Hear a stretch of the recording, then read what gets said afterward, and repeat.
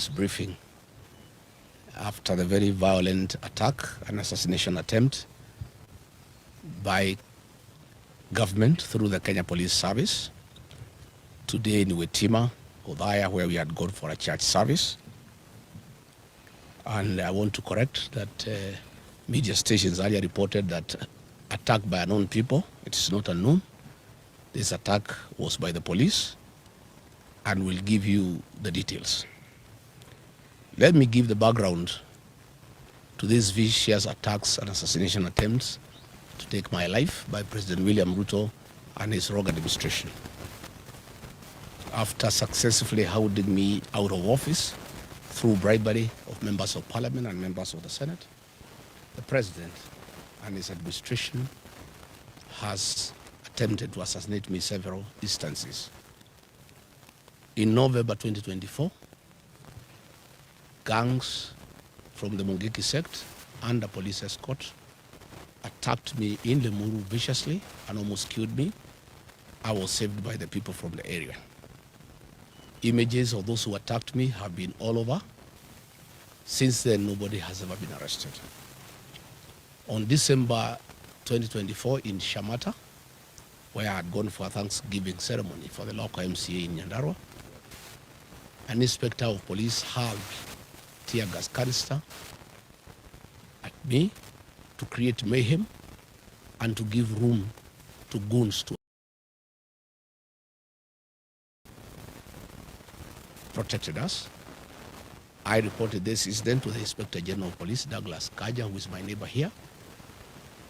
Nothing has ever happened.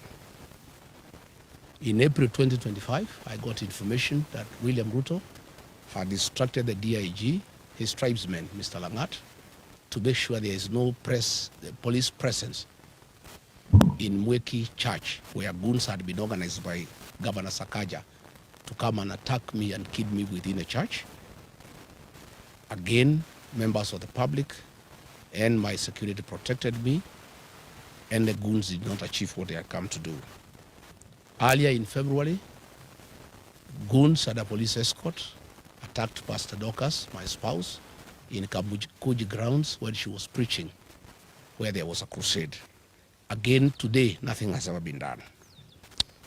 In July, when I was in the United States, my team of Senators Joe Nyuto and John Medho of Nyandarua, Victor Monyaka, the former member of parliament for Machakos Town, were attacked by police with live bullets. This matter was reported to IPOA. Again, no action has ever been taken.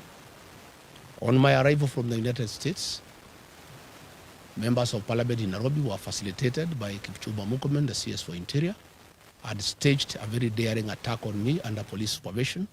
Police were supervising the attack in a helicopter from the air. And I was not allowed to address people, and I was viciously attacked. Again, no action has ever been taken. In Narok Town, during the by-elections I went there for campaign, police officers, under the command of Betty Maina, the women rep for Muranga, and her two bodyguards, whose details I'll give later, attacked me viciously with the live ammunition and tear gas. We reported this matter. Again, nothing has ever been done. Just after the by-elections, I went for a Thanksgiving ceremony in Kariobangi PCA Church. Again, goons descended on us under police escort. And when they were overwhelmed by members of the public and my security, the police assisted them.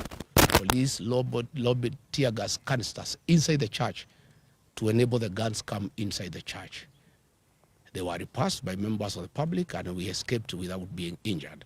Women and children were hurt inside that church. Immediately thereafter, William Ruto declared that goons will never be allowed to attack anybody or to go to church, and instructed IG Kaja to make sure that will never happen. It was just mere talk and camouflage, because he's the one behind these attacks, and these attacks have gone on unchecked. Again in Gatundu, last Sunday, goons attacked us. Goons were organized by Moses Kuria and the MP for Thika Town, Alice Nganga, the MP for Gatundu South, Bwana Kangombe, and under police supervision. attacked us viciously, attacked the church, and police threw tear gas canisters inside the church at Kemoria, injuring women and children.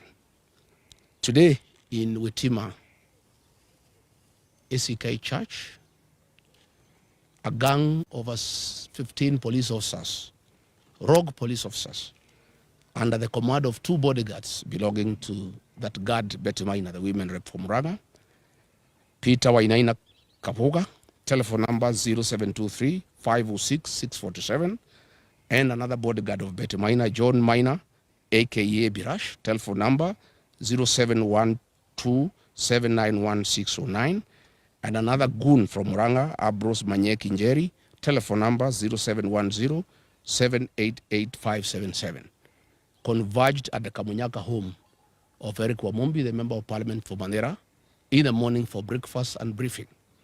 They later moved to Witima with the AK-47 rifles and tear gas canisters and descended on the church. They injured women and children and hurt many people. The police touched one of my vehicles, KDK 002, a Toyota Land Cruiser. They deflated tires of all the people who were in church and caused untold damage to vehicles. They beat people outside the church mercilessly.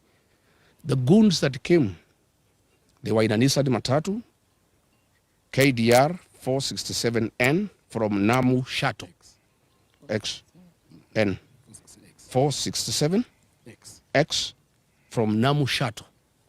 These are the people who attacked the church, and they had AK-47, and we have corrected some cartridges, 7.62 millimeter. They are here from AK-47, and they had come to kill, and they were baying for our blood. And people have left in anguish, wondering why their own government can turn against the Church of Christ and turn against leaders. I've heard Murkomen saying that they are going to investigate.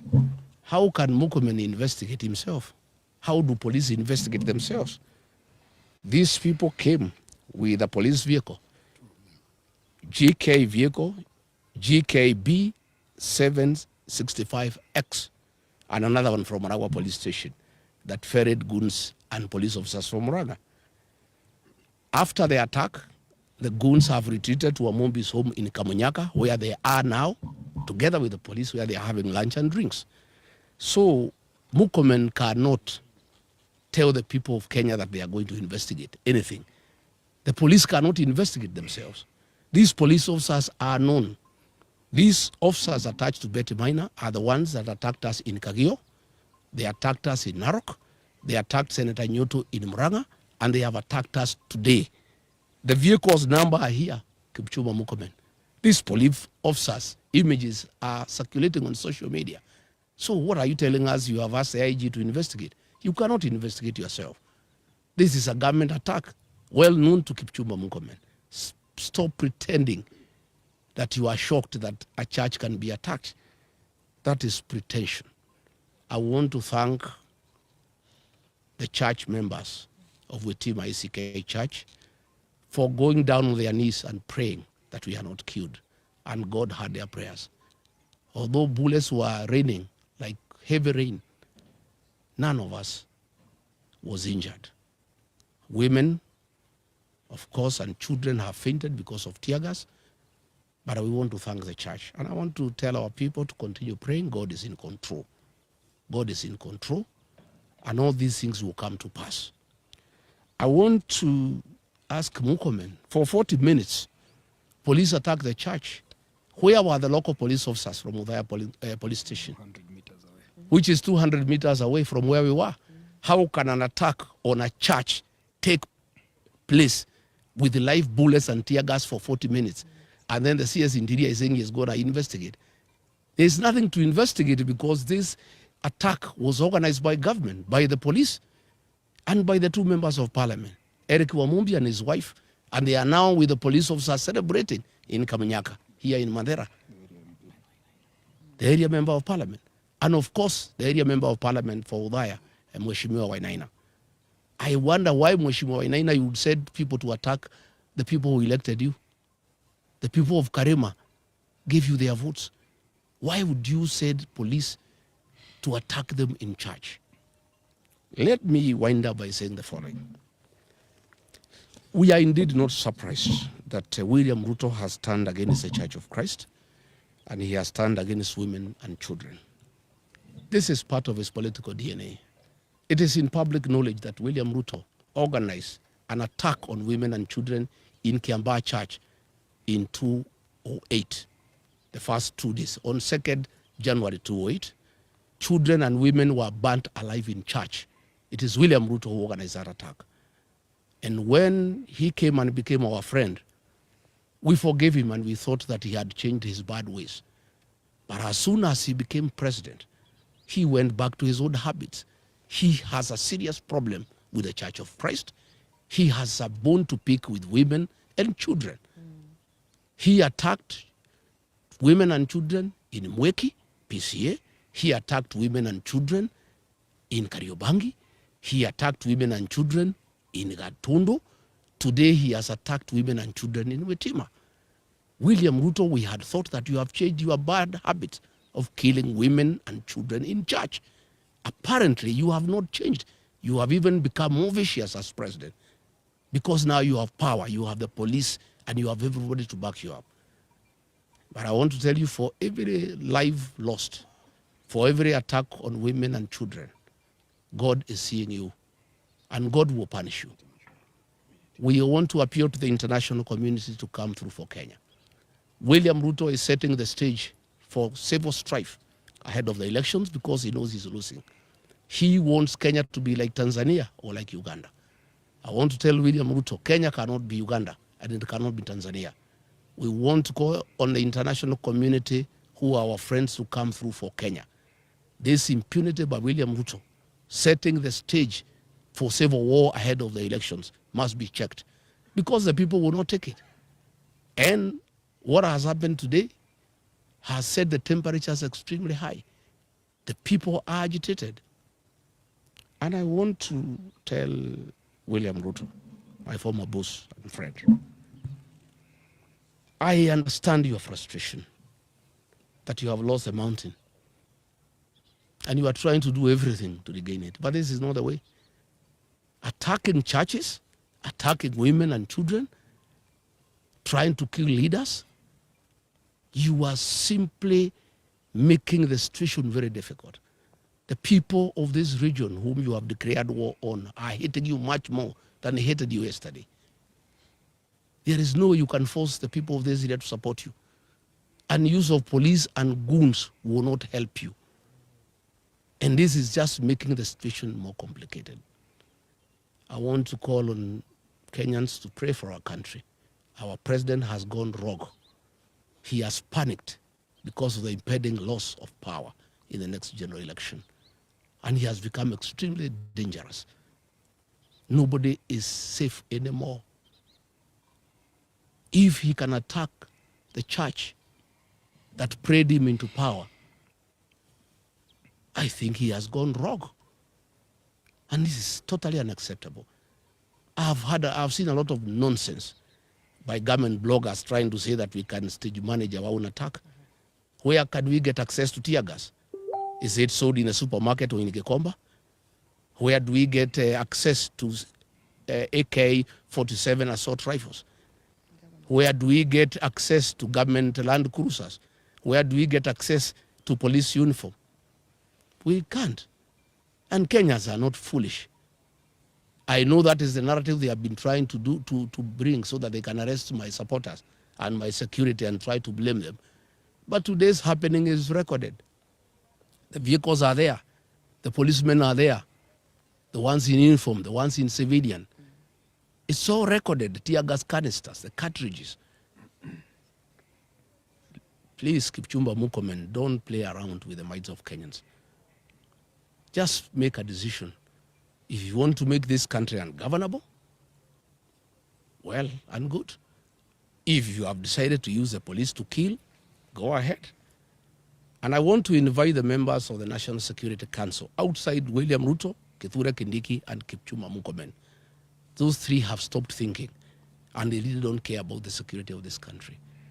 I want to ask the Chief of Defense Forces, the IG, the Director General of NIS, to sit down President William Ruto and tell him that if Rigathi Gachagua is assassinated or injured, there will be turmoil in this country, and there will be instability in this country, and what he's doing is wrong, and somebody must talk some sense into the president. And there is no way he can be president by force. He was elected into office as a very popular president.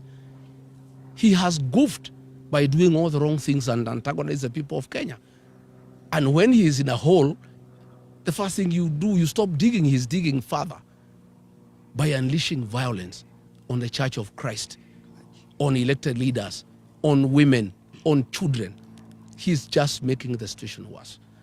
I'm told they are very bitter that I talk to the people of northeastern Kenya and enlighten them that their suffering have nothing to do with the marginalization, but misuse of public funds and lack of accountability by their own leaders.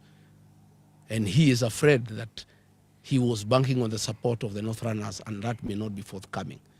I am told they were very bitter about the 2 mega rallies I did in Kagumo, in Kirinyaga, and Karatina, and they wanted to make sure that I don't do meetings in Udhaya and Kieni. I want to say that I am undeterred, I'm on board, I'm not intimidated. We shall continue with the journey to liberate this country. We shall continue. And I want to ask our supporters to be steadfast. Our young people to continue protecting our meetings against goons. But now they have changed gear. Instead of using goons, because they realize from Gatundu, the people have said no to goonism and they'll deal with the goons. Now they are using the police to attack the people of Kenya. They are using police with live ammunition and tear gas to cause havoc. How do police who are in charge of security and law and order the source of insecurity in their own country? How do police turn against innocent women and children and beat them and fight them with the live ammunition, with the tear gas? I think the president has gone berserk. The reality that he'll be one term is too much for him to comprehend, and he has lost his head. I think we want to call the president to order. William Ruto, you killed our children and women in Kiambaa Church. Please stop attacking churches. Stop attacking women and children. Stop attacking leaders. Today, William Ruto, I want to assure you, this mountain is lost. Even if you killed Rigathi Gachagua, the mountain will not come back to you. It will even be more difficult for you than it was when I'm alive. Even if you injure me or you injure these leaders, the mountain gets away from you every day. The more you fight us, the more you unleash violence on us, the more you attack our churches, the more you attack our women, the more you attack our children, the more the mountain distances itself from you. And people are regretting having voted for you because they knew you are not a good person. You had killed women and children in church, and they forgave you, thinking you have changed your ways. Kumbe, you are still the same person.